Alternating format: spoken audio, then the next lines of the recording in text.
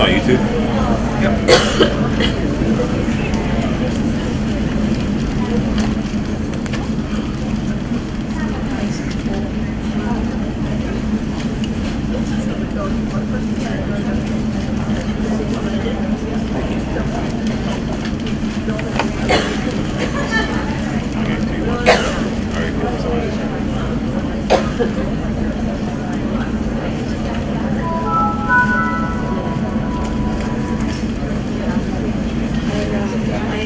Yeah, it's good.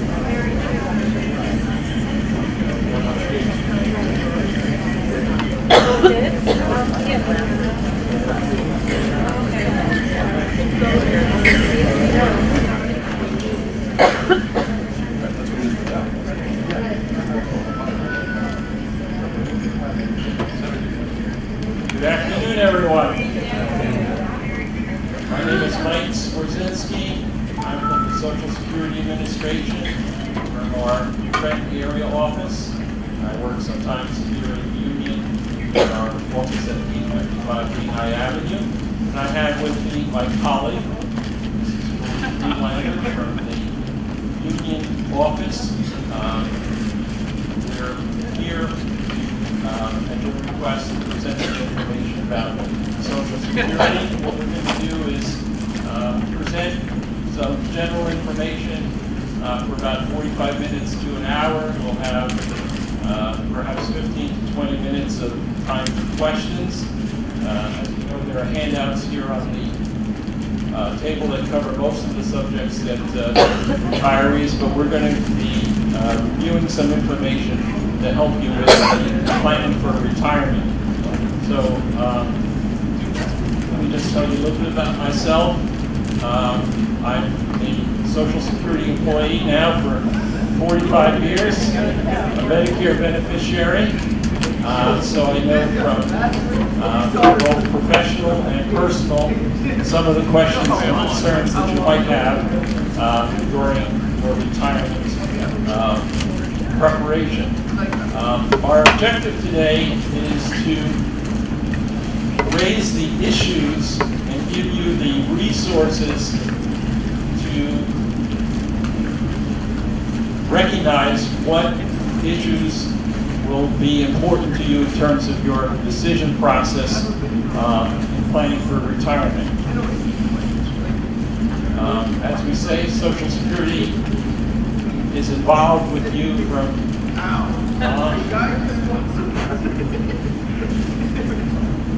we have a masterful slide presentation. There we go.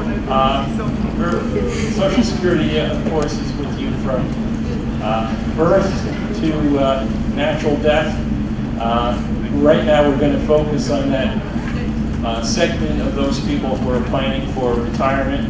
Roughly 71% of all the benefits that Social Security pays are to retirees.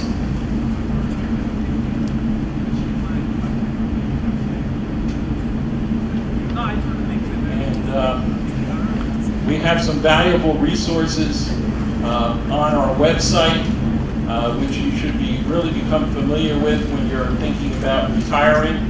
Now let me ask each of you a question. How many of you have already set up your Social Security via SSA account? We have one lady, no, we have a good number. All right. So you know that you can already estimate what you're going to be receiving from Social Security. You can review your earnings record. You can ask questions. There's an interactive part of that. So it's an invaluable resource. And later on in the presentation, we'll go over how to set up a SSA account. We recommend any of you that are interested in your retirement plans. It's an invaluable resource and something that we're hoping that you'll all participate in. We have on the front here a publication called the Retirement Checklist. And the checklist is a 4-page discussion of the key questions that will help you make the informed choices that you'll need in terms of choosing the proper retirement date that's right for your situation. One of the financial analysts that broadcasts on radio likes to say that personal finance is more personal than finance. And the checklist will go over some of the factors that you'll need to decide for yourself before you approach Social Security and begin filing for benefits. Like, when should I choose to begin collecting benefits? What are the factors involved that will help me make an educated choice? One thing that you'll also need to know is what is your full retirement age. So is everybody who's opened an ISSA account checked out and decided what their full retirement age is?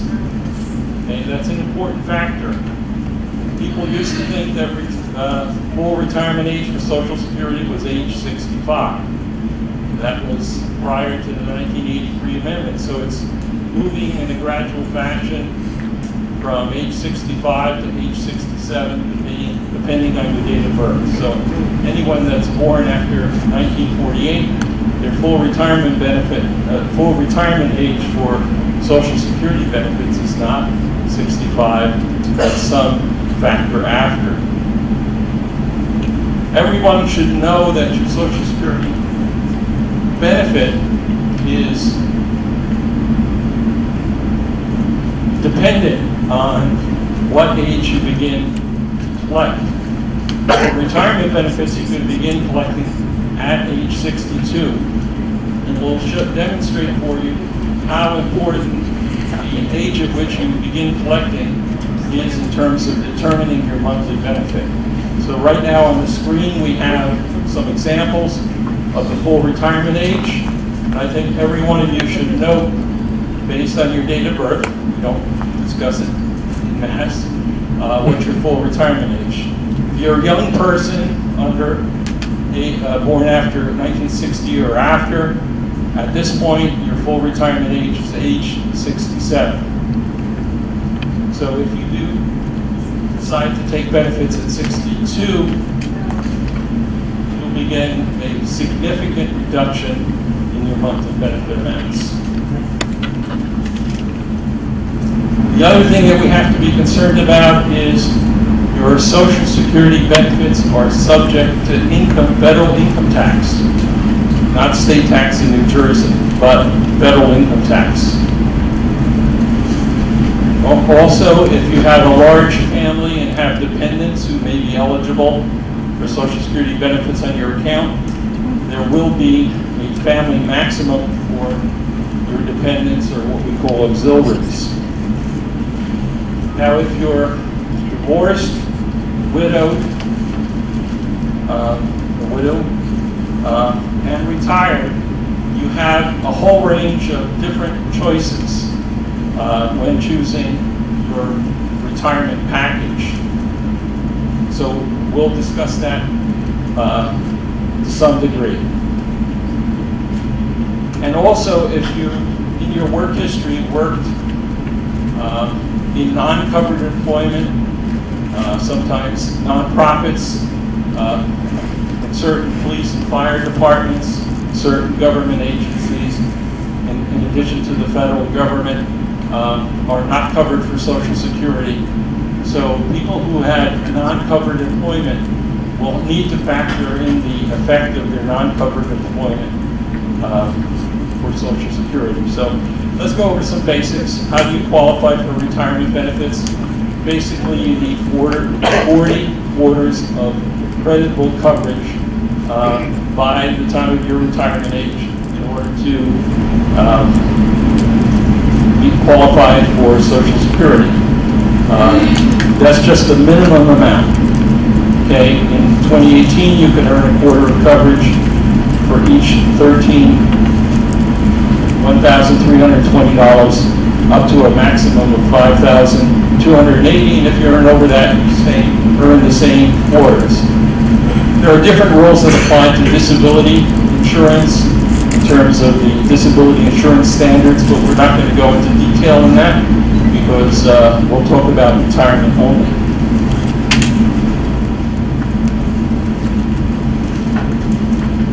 Now, what are some of the factors we mentioned that are personal in terms of your retirement decision? Of course, your longevity and health.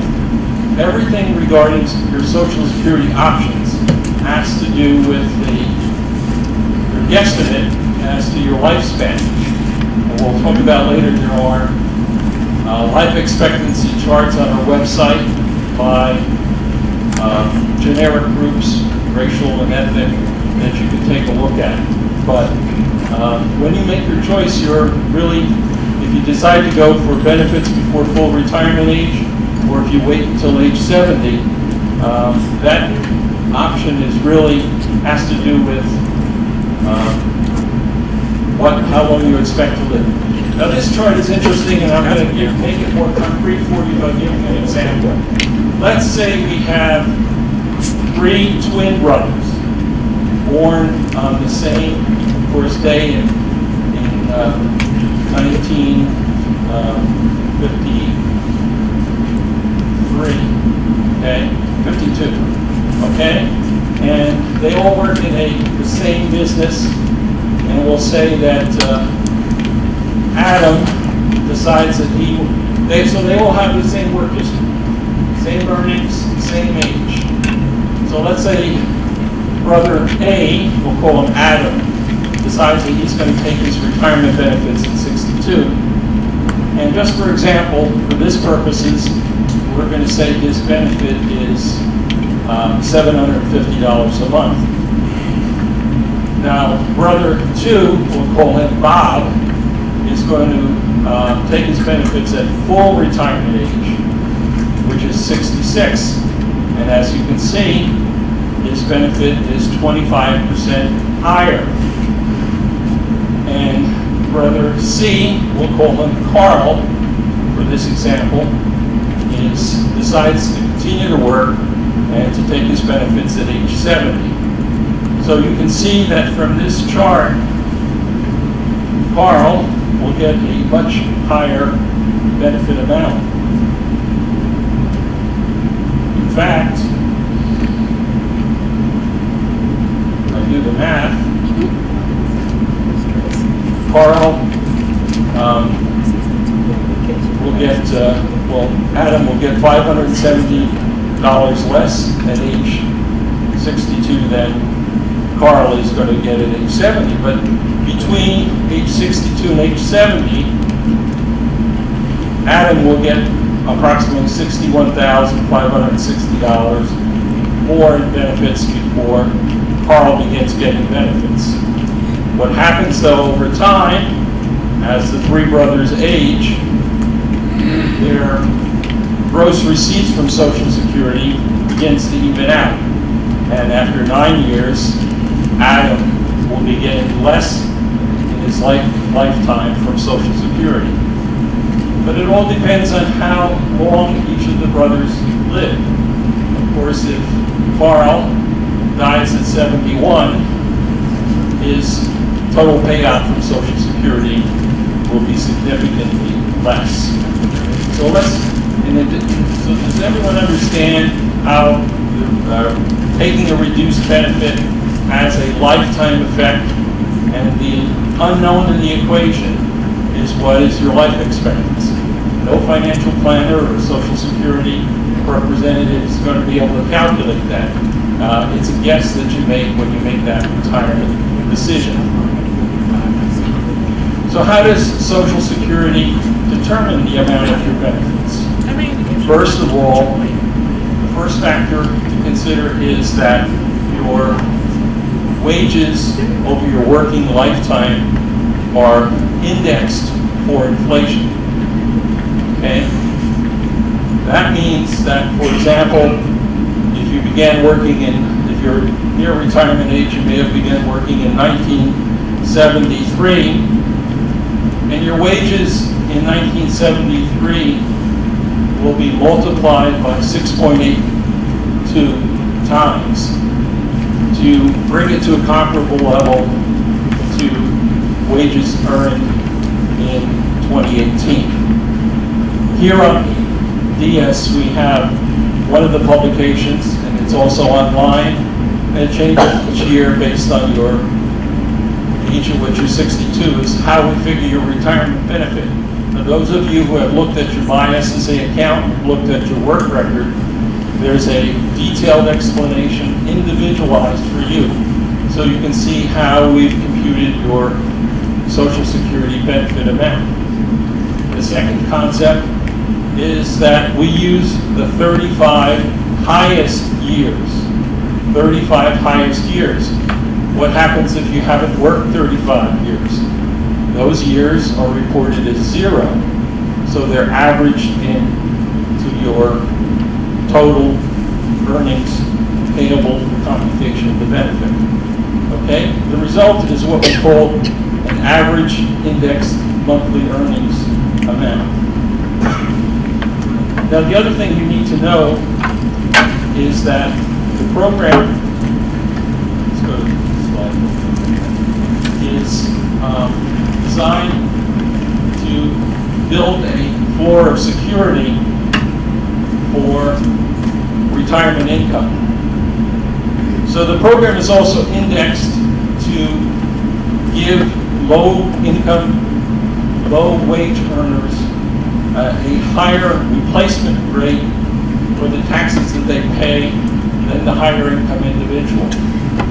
As an example, a lower wage earner will get a 55% replacement of their pre-retirement average earnings in a Social Security benefit. As we move to the medium level worker, they'll see a retirement replacement in their Social Security of approximately 41%.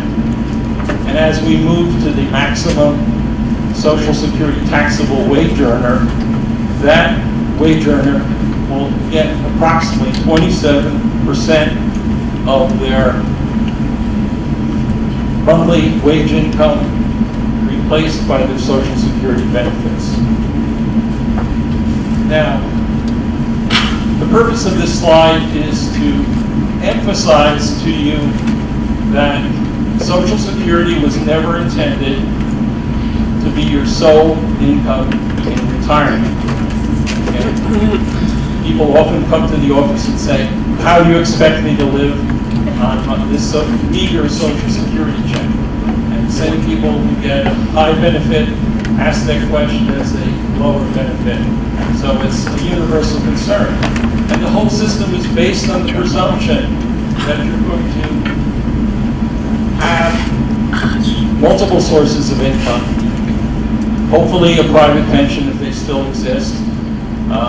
Hopefully you've been saving over your lifetime using the tax favorable saving instruments like 401ks and thrift plans and 503Cs and IRAs and the like, and perhaps have other sources of income, whether you're working after retirement or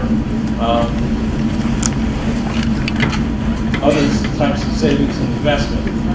So the first concept that everyone, I think, understands is that you can't live solely on your Social Security, and you have to be saving and investing and planning for your retirement, for a comfortable retirement from sources in addition to Social Security.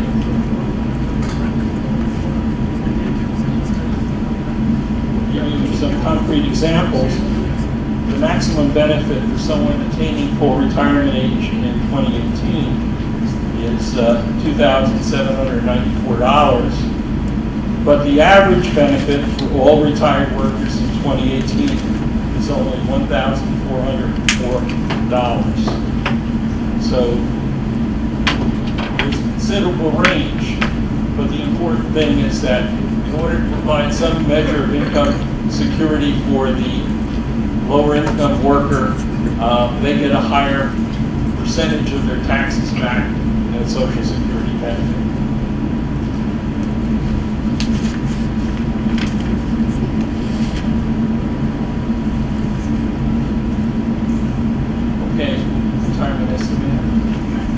Okay, we have several online calculators. We mentioned the life expectancy calculator, the retirement, the earnings test, benefits for spouses, government pension offset.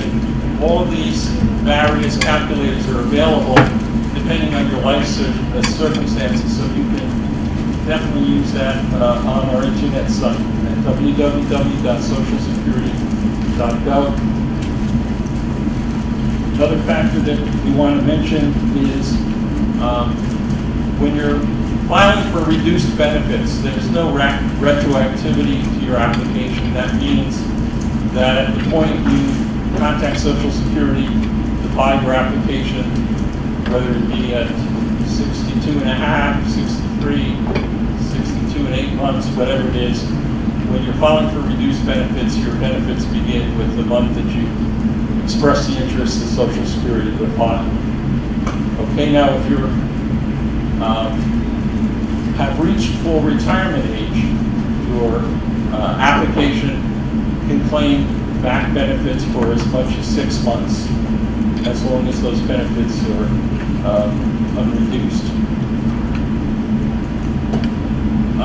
Just one factor in terms of your month of entitlement to benefits. If, for example, which most of them are born during the middle of the month, for example, let's say you're born October 9th, and your month that you attain age 62 is counted as November, okay? Because you weren't 62 for the entire month of October. So that's understood. Okay.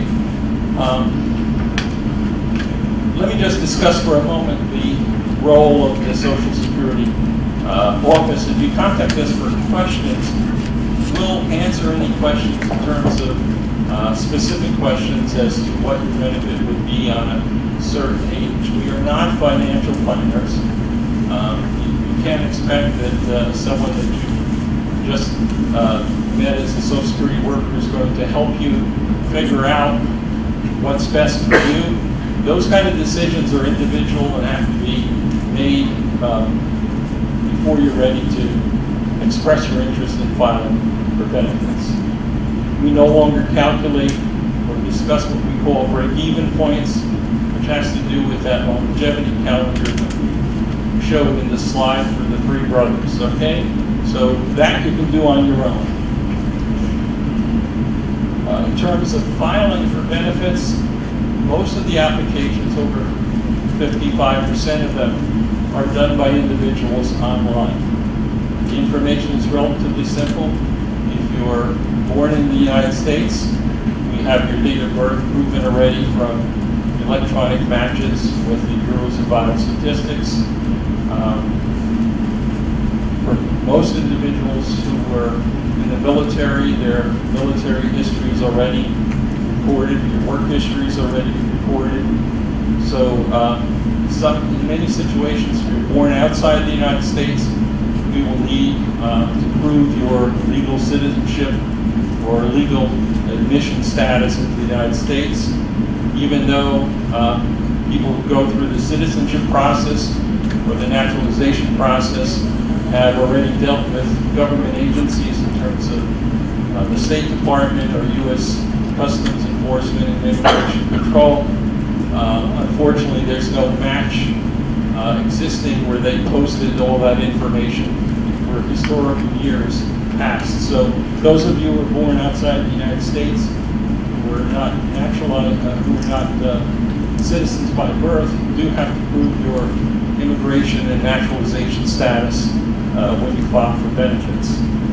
Now, some of you may decide that you want to continue to work, maybe on a part-time basis. Consulting is a big thing these days.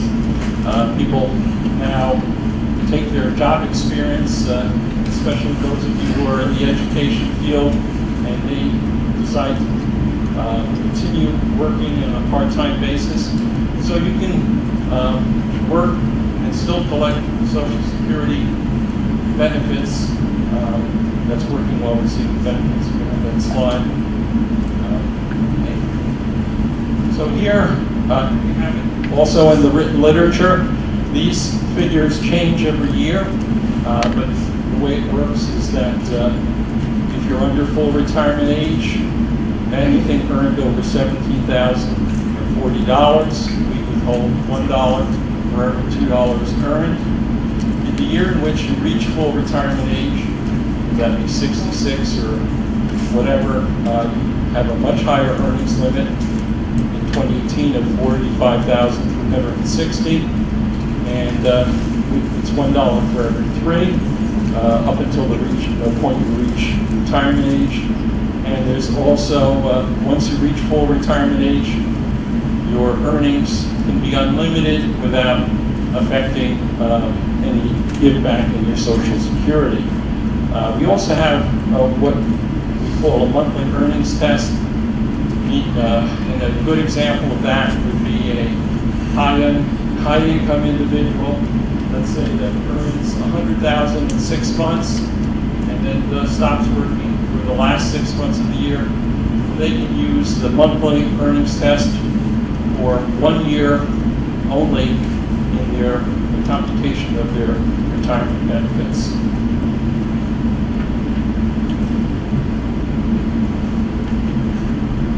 Now, one thing that you have to realize, and it's not commonly known,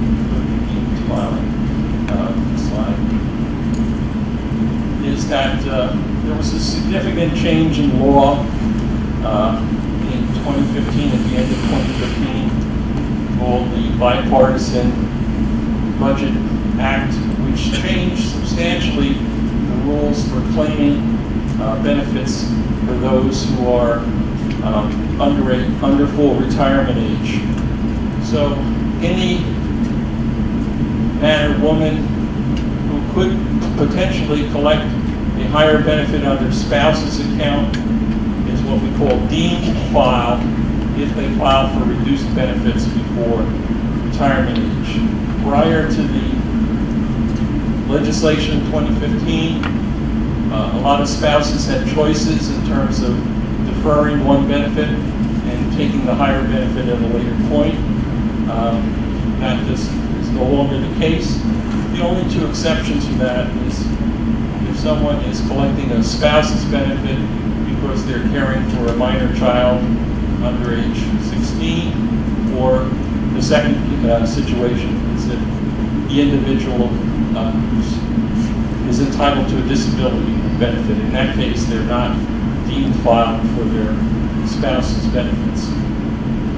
Now, we have that laid out in some of the publications that are here. The next confusing concept, which is often misunderstood, is what we call voluntary suspension.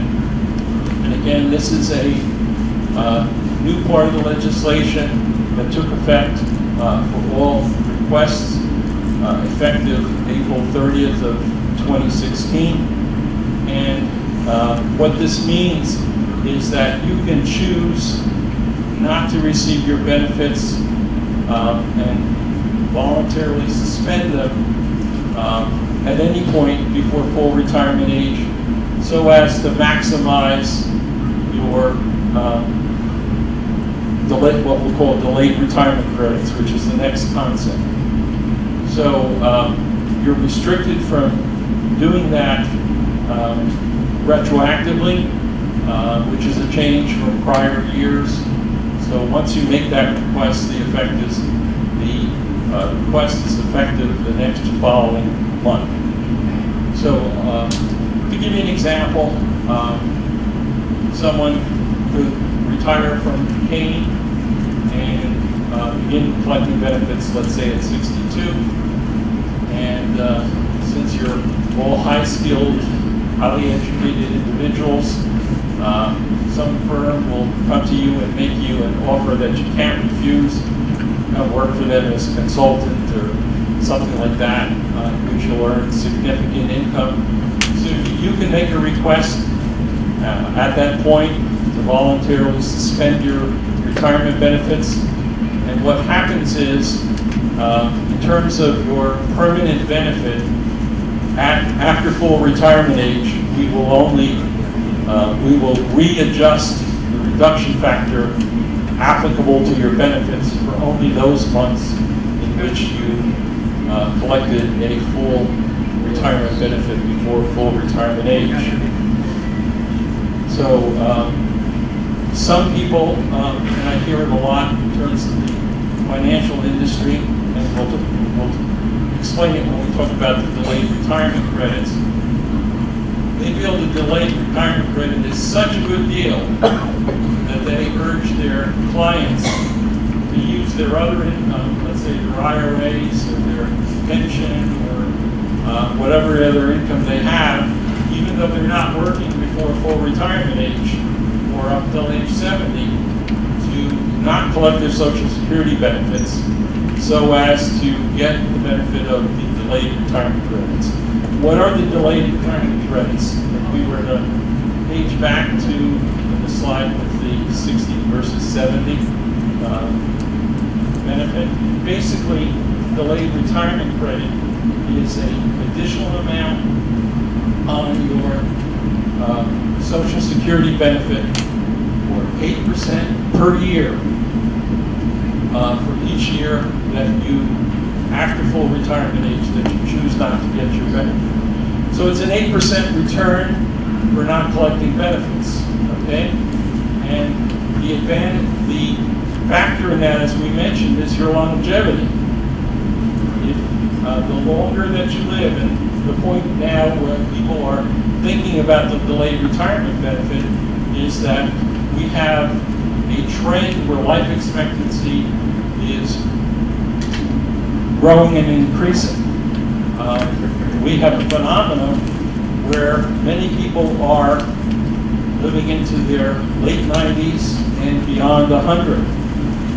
Here in Union County, we have over 50 individuals that are older than 100. So there, when you talk to them or you meet them, you see that they've been collecting Social Security longer than they were in the workforce, many of them.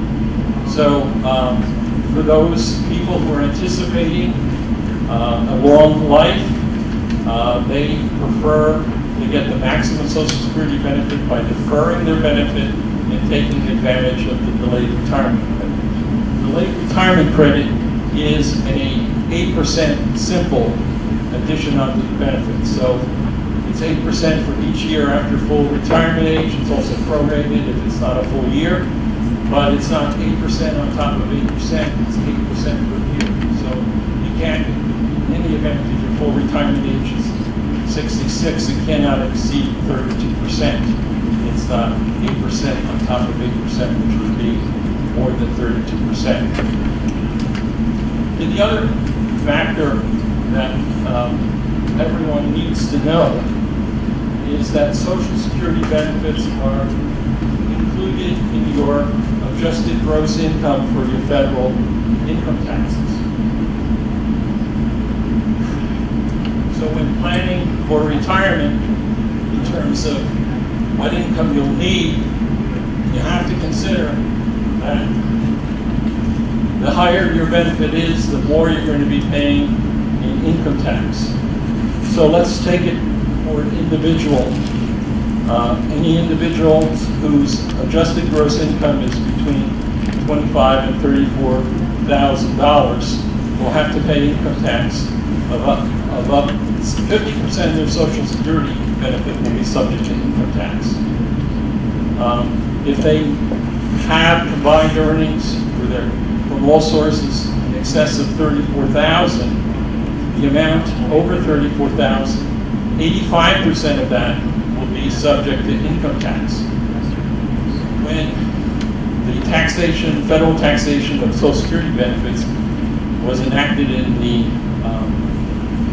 1983 amendments, only 5%, the highest income individuals, were paying income tax under Social Security. They have not raised those tolerances for the amount that's subject to income tax in over 35 years.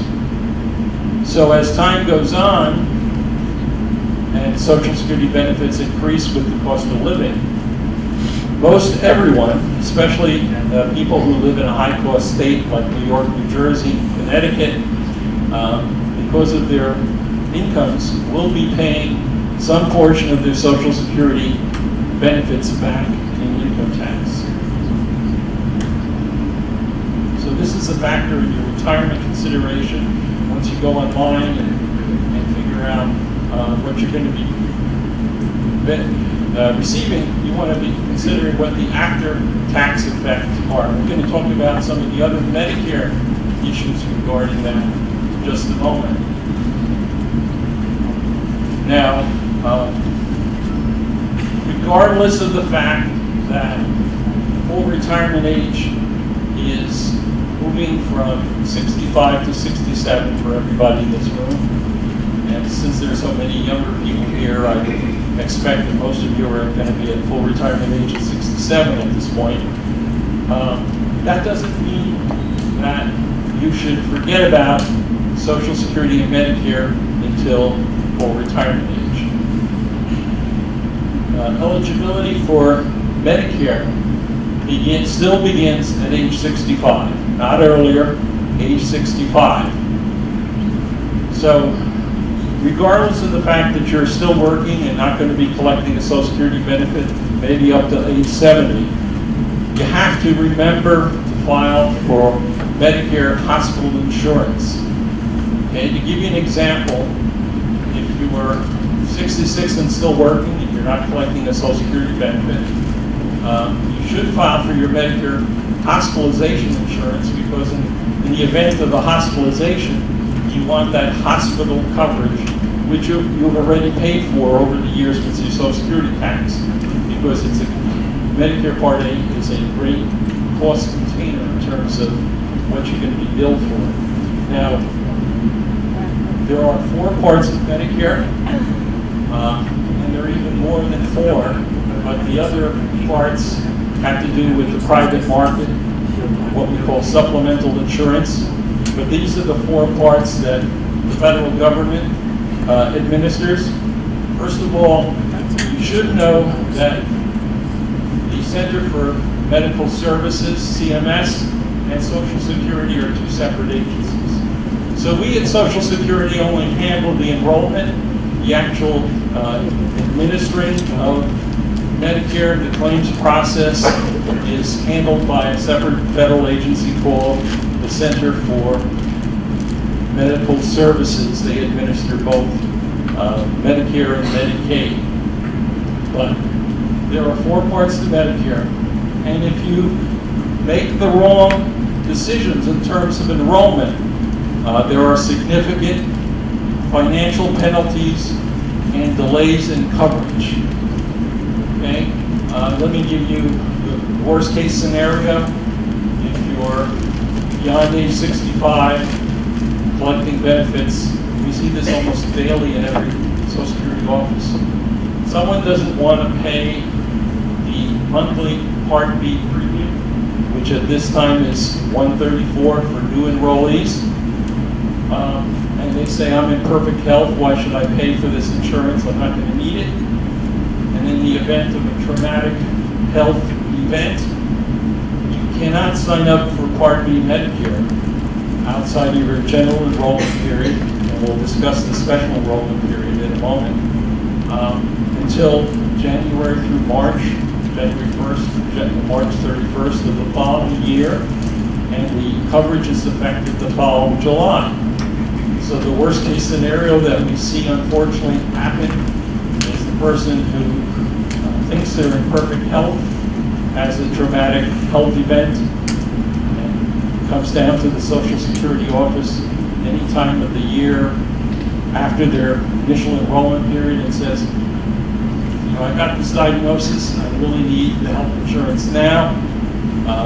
Part B covers the doctor's part, 80%.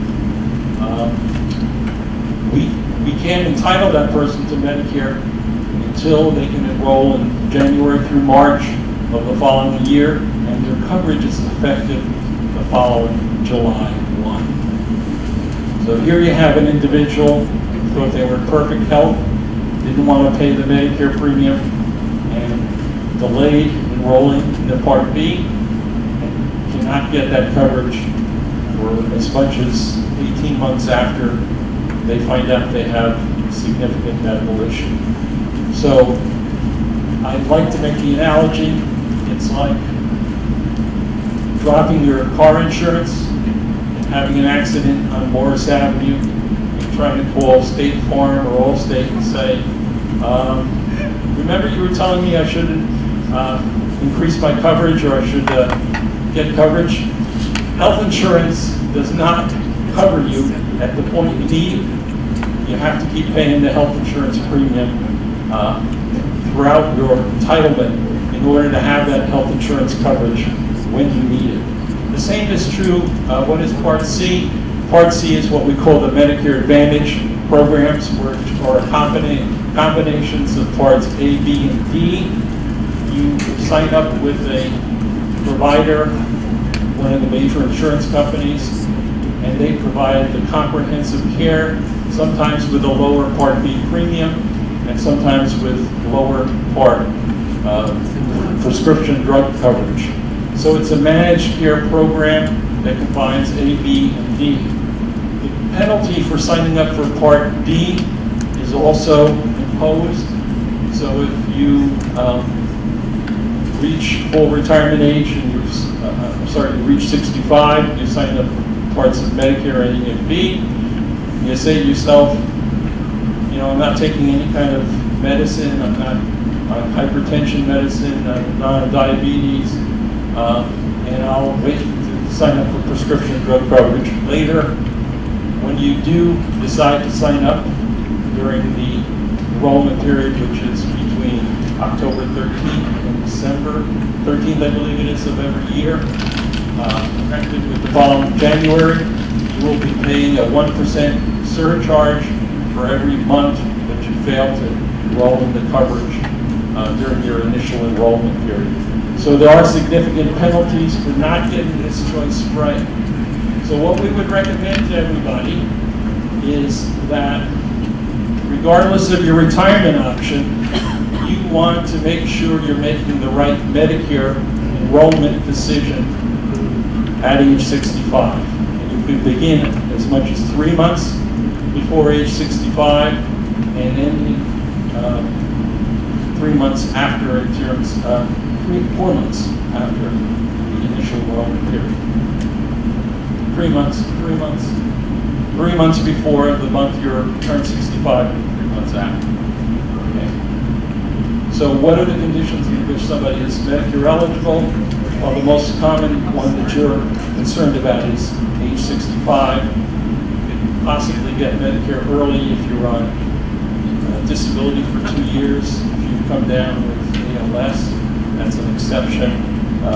There's also some environmental hazards that will entitle you earlier, and we have a provision for early entitlement if you have end-stage renal disease and need kidney dialysis. So let's talk about the enrollment periods for Medicare. The enrollment period that you're first concerned about is your general enrollment period, your initial enrollment period, which begins 3 months before age 65, the month of your birthday, and 3 months after that birthday.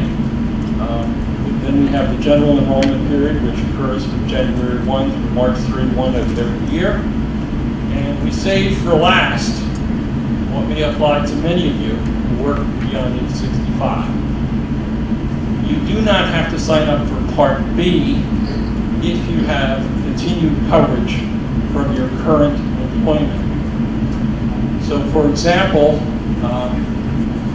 if you're age 66 and you still have enrollment through your current employment, not as a retired employee, you can save that Part B premium enrollment decision until after your active employment is about to end. So the special enrollment period for people over 65 in covered employment under a group health plan based on your work or on your spouse's work, current work. You have 3 months before, the month of, and 3 months after.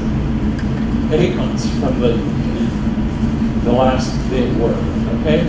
So, you want to, you can get these forms, the special enrollment period online, the SSA 18 and the L564, they are on their website, but you want to be very careful to make sure they're received and processed by Social Security on time. So the same rule applies to the worker as to their spouse.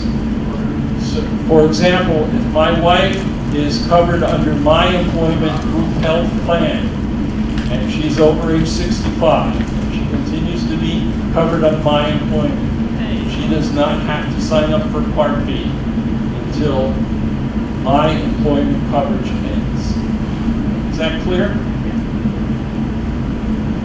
Are you confused yet with all these rules? If you're not, I'm amazed.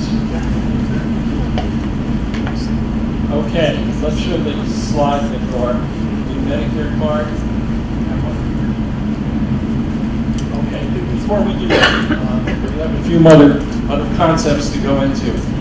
First of all, Medicare is not exactly a free ride, okay? If you go in the hospital, you're going to have not only, one more back. Okay, we don't have the slide on the co-insurance and deductibles, but not everything is covered under Medicare. The basic rule for Part B is that 80% of the reasonable charge for a doctor is covered under Medicare. Now, one other factor in terms of that you have to consider, especially if you're a higher income individual, is that the Medicare premium is variable based on your modified adjusted gross income. Meaning that the higher income individual, or especially the individual that has significant investment and interest income, is going to pay a higher Part B premium. The principle basically is that the Part B part of the program costs the government about $500 a month for each individual on average.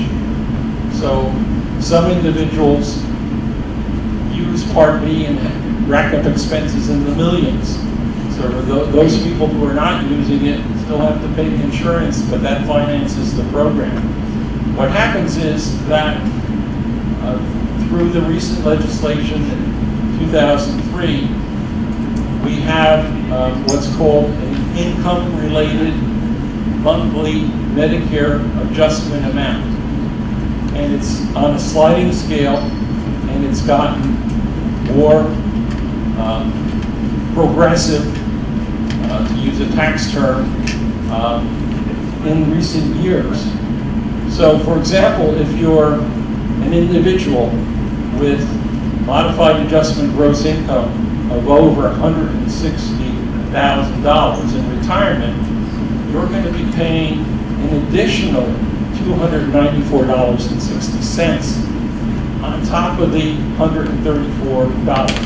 Now that Medicare premium changes each year as Medicare decides what the cost of the program is. So in essence, the next chart will show that we borrowed from the Kaiser Foundation that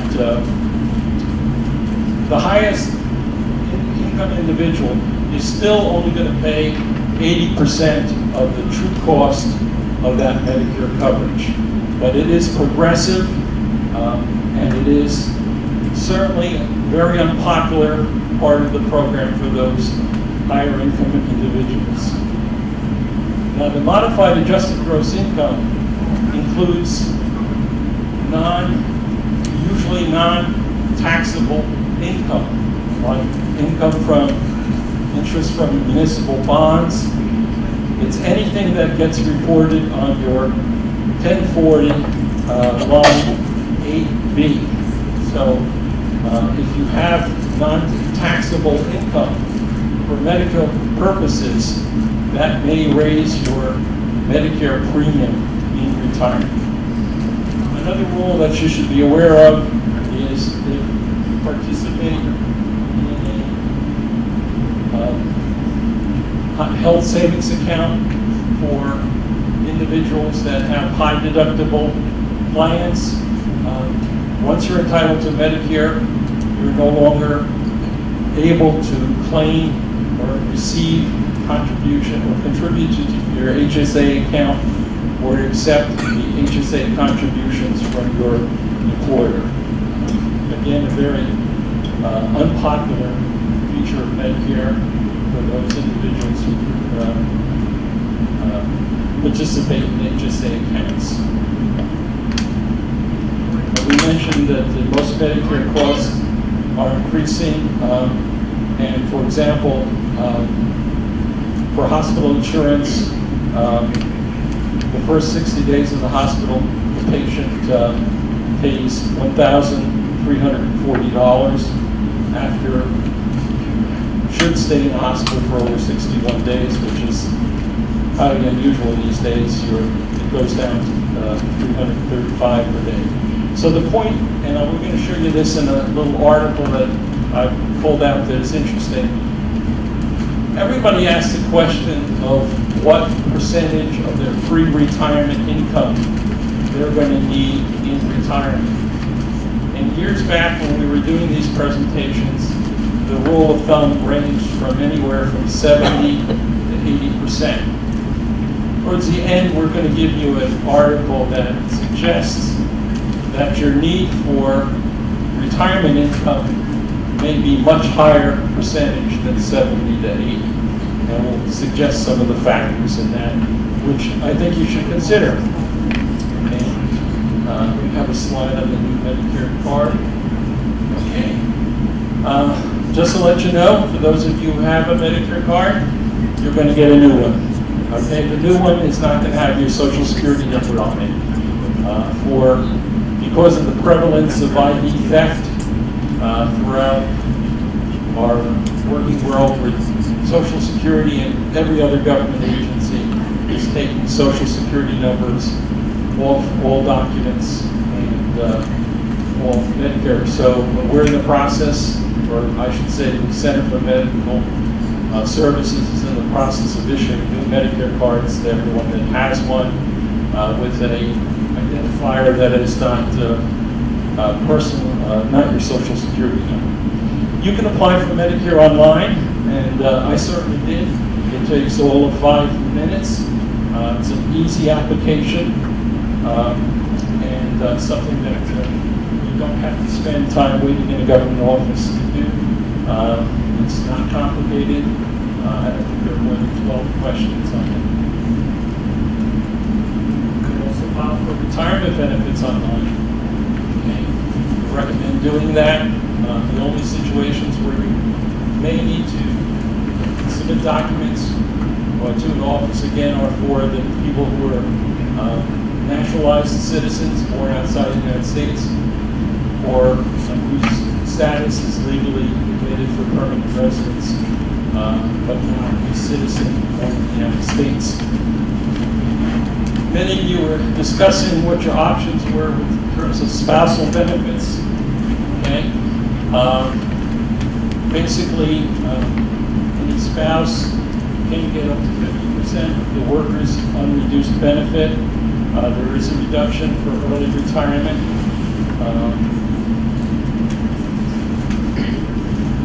An interesting part of this is what we call benefits for divorced spouses. In order to get a benefit on your former spouse, the marriage had to have lasted 10 years. You are unmarried, you're 62 or older, your ex-spouse qualifies for Social Security because they've worked long enough. And the benefit that you receive as a ex-spouse is less than what you would receive on your full retirement age. So if you're born after January 2nd of 1954, as we discussed with the deemed filing, you're also deemed filed for the spouse's benefits. Also, Social Security has survivor benefits, and many of you may be widowed or widowers. You have options in terms of, as a widow or widower, in terms of collecting benefits. Your options basically are to collect the highest benefit now, defer the higher benefit later so you can get delayed retirement credits, that kind of thing. So it begins to get a little complicated. Certainly, if you're entitled to benefits as a widow or widower, that's when we would really suggest a discussion with Social Security in terms of what your options are. We have a pamphlet here that says what every woman should know. Don't be offended, men. It should really say what every person who is married should know, because it discusses the options in terms of widow or widower benefits that you may need to look into if that fits your situation. Okay. When the worker passes away, the widow or widower can receive up to 100% of the full benefit of that worker if that individual dies and the surviving spouse is of full retirement age. If the surviving spouse is not full retirement age, they can get a reduced benefit, and at age 60, the widower can collect 71.5%, and the scale goes up depending on the age at which they collect. Has anybody ever heard of the Viagra benefit? What the Viagra benefit is? We have a lot of celebrities who have younger spouses, okay? So even though the geezer is 70 or older, he's got children in the younger ages. So a lot of financial analysts have called that the Viagra benefit. But basically what that means is that any child under age 18 can collect benefits on a retired worker, okay? So if you are in that situation and you have younger children, younger natural children, you can go collect benefits for that child.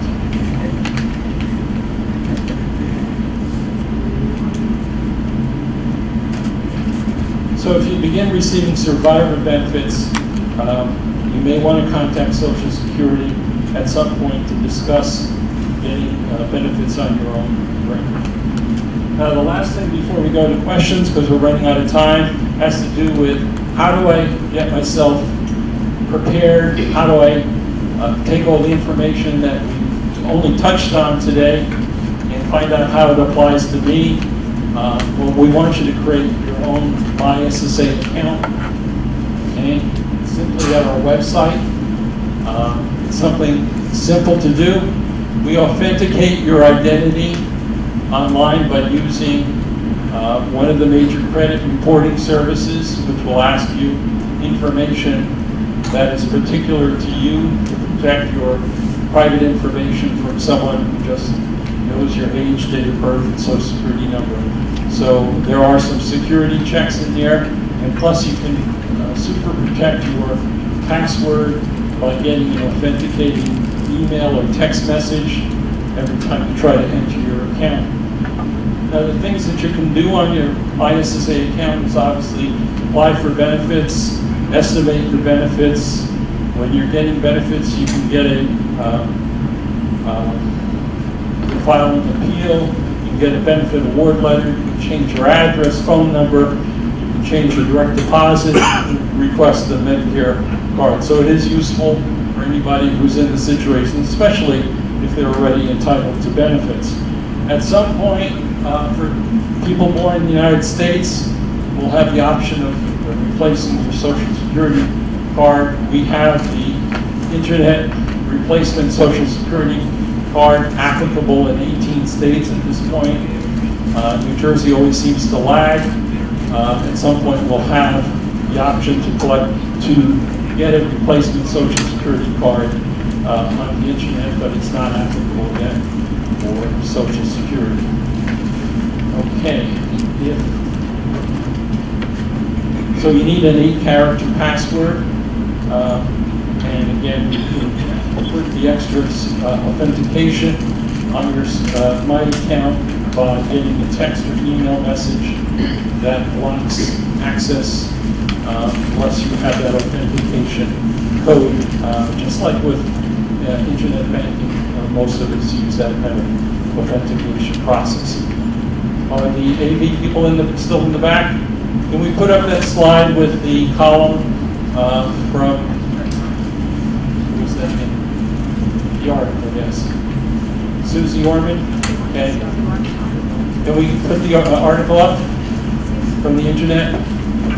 He didn't hear you. Oh, sorry. The article, yeah. Okay. While we're putting that up, why don't we begin with some questions? Again, would ask that you hold your questions that contain a lot of personal information and ask us those after the session. But a general question?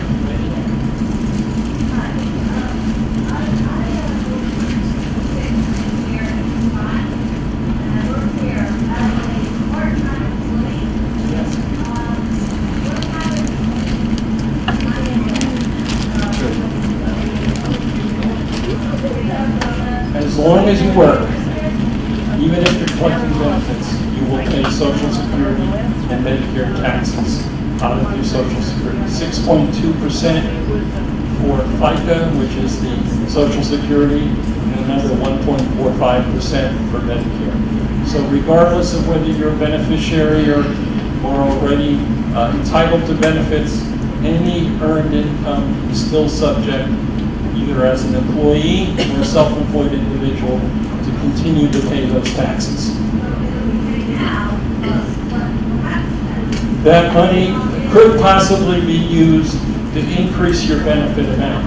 If you had 0 years, for example, we would recompute your benefit to include those additional years that you're working while you're still getting benefits.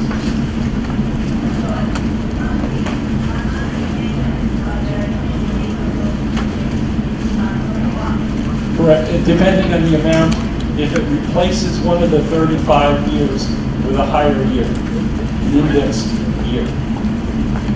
Okay? All right. Any other questions? The gentleman, the young man who snuck in the back.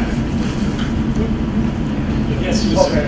Yes, I sorry. I said news about the Medicare is going to be off in 2026.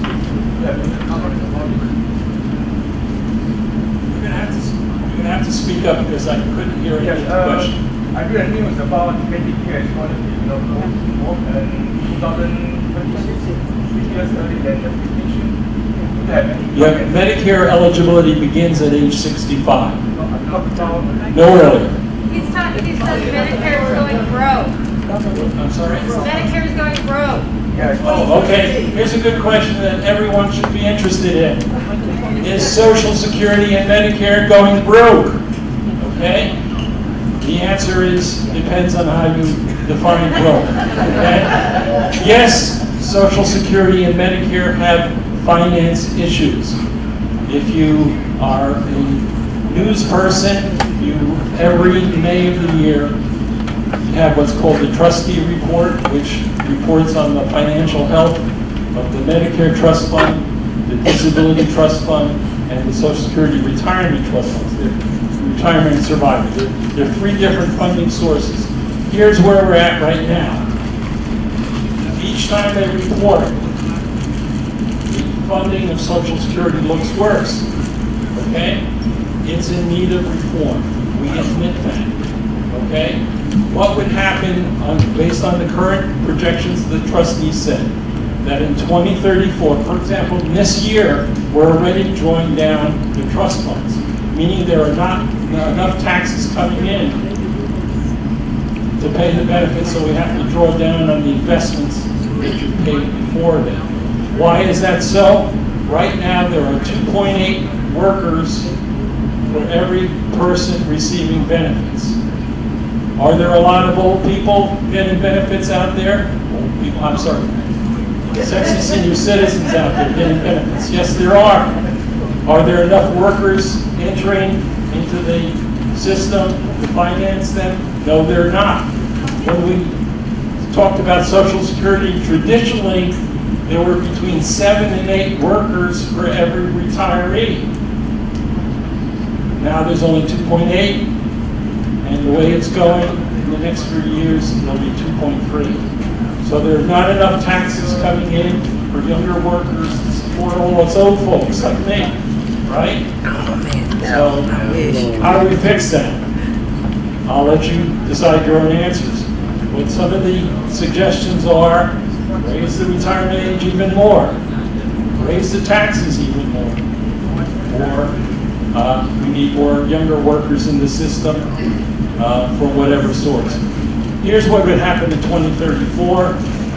Basically, there's enough taxes projected at 2034 to pay 79% of the benefits for retirement, but there would be a shortfall. So we need you as citizens and future Social Security beneficiaries to be aware of the fact that our legislatures, our U.S. Congress, House and Senate need to address this issue the sooner the better. Now there's a separate figure for Medicare, which is I think 29, separate one for disability. So yes, there is concern. The long-term future stability of Social Security is in doubt, and we need every citizen who's concerned about this issue to raise this as something that needs to be addressed to keep the program solvent in the future.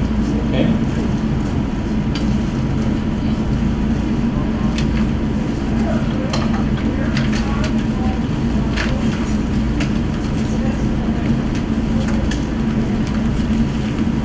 Is there a way to verify what?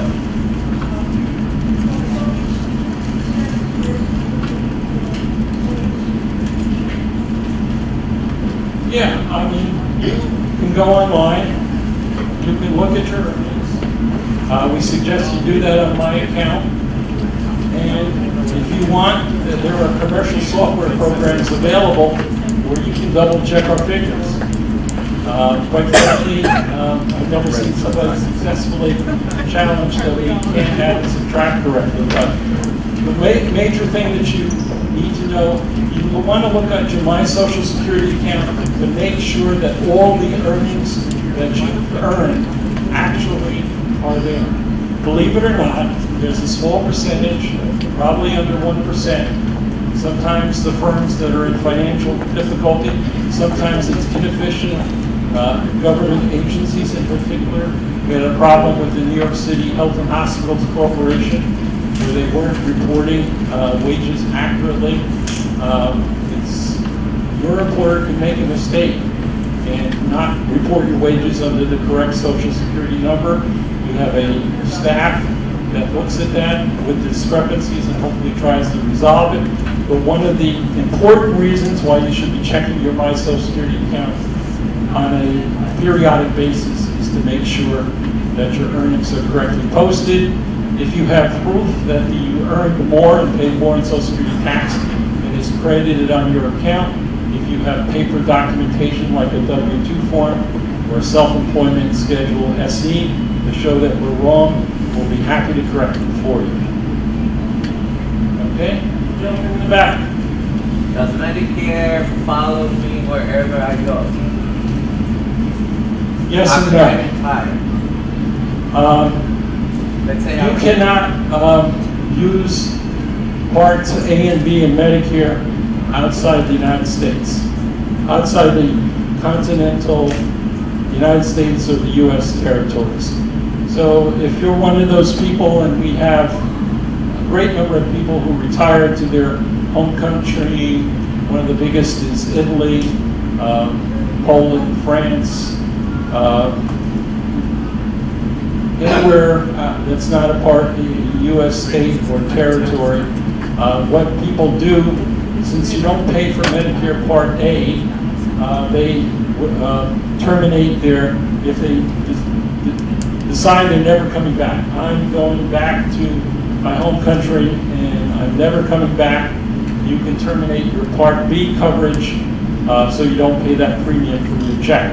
However, if you do come back, you have to use the general enrollment period to re-enroll in your Medicare, which may be up to an 18-month delay in the coverage. So no, you can't use your Part B coverage in a foreign country. They may not accept it. Yes.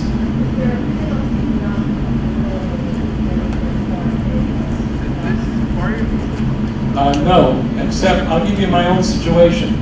I'm over age 65. About 3 weeks ago, I went into the hospital. I didn't think I'd need it either. I had private insurance. But luckily, since I work for Social Security better, I signed up for my Part A. And it came in handy because anybody knows what a hospital bill is going to cost. The good advantage of Medicare, even though I have Blue Cross and Blue Shield, is that there are cost containment limits that Medicare imposes on what the hospital can charge. They're even stricter than the reasonable charges that Blue Cross and Blue Shield. So, it was to my advantage that I had the Part A coverage when I went into the hospital as an inpatient. So you're not paying anything extra for signing up. So there's no reason why not to sign up for Part A on time. And there's no retroactivity to it either. So if I had my events and I said, well, I'll get to it later, type thing, I can't make it retroactive beyond the month of my enrollment. And it only took me 5 minutes 2 years ago to sign up online. Real simple, real simple. All right.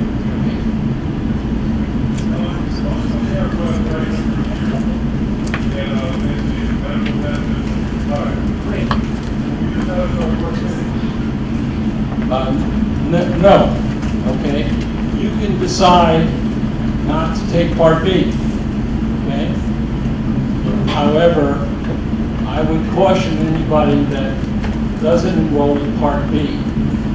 Even the reason being is that your Medicare Part B, as we explained, your premium is only 25% of the value of the coverage.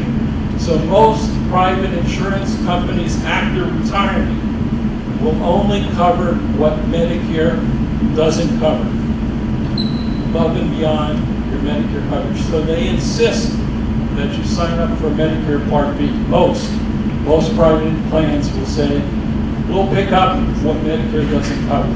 So you should be very careful to make sure that your private insurance from this employer does not want you to sign up for Part B. Okay? Now, are you state employees? Yeah. Okay. The good thing is that in New Jersey, they so recommend that you sign up for Part B that as a state employee retiree, they'll pay your premium. They may. At least they have up until now. They can stop at any point. But they so want you to have that coverage to protect their own liability that they will pay the premium in most situations. State of New Jersey. Pay your input. Okay. Oftentimes, the state will reimburse teachers or certain state employees after the end of the year for the benefits. So they want you to enroll in Part B, and then at the end of the year or whenever they do it, they will reimburse you. Show them, give them a 1099, show what you paid for the Medicare Part B premiums, which you get 1099 and it's not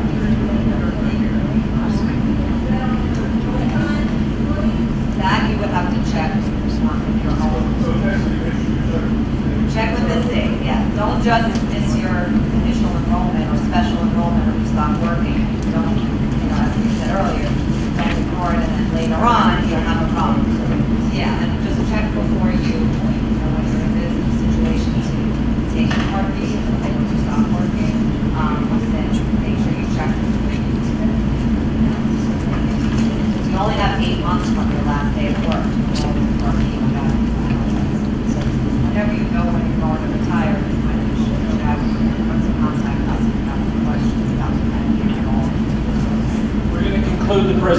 time. We'll be here for private questions. But I want to just, I have no interest in Susie Orman per se, but she makes these things on our blog site. So she made a couple good points, which I think are applicable to us. So we can have the AV department, we'll start working at the first one. She recommends maximizing your Social Security benefit. We talked about that with delayed retirement credits, getting your 35 years coverage. Number 2, you can scroll down in the AV department. The AV department. Oh, what's up? Sorry. Scroll down. Scroll down on that. Okay. Sorry. Good. So the second thing Susie recommends, which we've talked about, the big mistake you can make is not saving on your own. We talked about Social Security is only a floor on your retirement security protection, but it still relies on you over your working lifetime to be saving as much as you can for retirement. Second, let's go to point 3. Not accounting for medical costs in retirement. This is the big concern. Even though you have Medicare coverage, even though you have private insurance, the co-insurance, the deductibles, what's not covered under, dental care is not covered under Medicare. What else? Lots of things. Eyeglasses. You know how expensive eyeglasses are? You're as blind as I am. So these are a lot of the coverages, even your co-insurance and your private insurance for dental and medical. A lot of us senior citizens do periodontal work, that kind of thing. So again, most people are not prepared enough and not accounting for their medical costs. And the last point is what I brought Susie Orman up, is not planning for a very, very long life. I think Susie says that her mom is approaching 100, still out there picking in Southern California, doing what young people do. Unfortunately, you can't afford that lifestyle unless you've done 1 through 3, which is to prepare for your retirement. So my closing thoughts to you is think seriously about your options in retirement. Save, save, save. Make the right choices. Be an educated consumer. An educated consumer is Social Security's best customer. And with that corny note, I'll let you go.